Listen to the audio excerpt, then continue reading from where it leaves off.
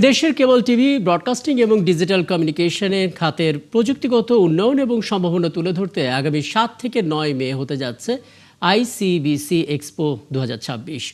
বুধবার দুপুরে রাজধানীর একটি হোটেলের সংবাদ সম্মেলনে তথ্য জানান কেবল অপারেটর্স অ্যাসোসিয়েশন অব বাংলাদেশ কোয়াব নেতারা।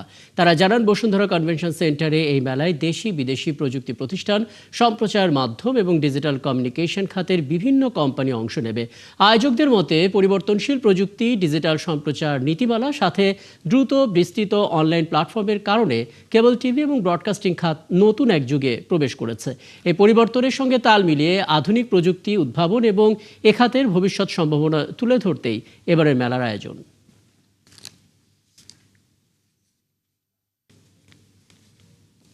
এবছর আমরা মে মাসের ৭, ৮ এবং ৯ তারিখে বসুন্ধরা আইসিসিবি যে এক্সপো এরিয়া আছেন সেখানে আমরা আবার দ্বিতীয়বারের মতো আইসিবিসি এক্সপো 2026 আয়োজন করতে যাচ্ছি।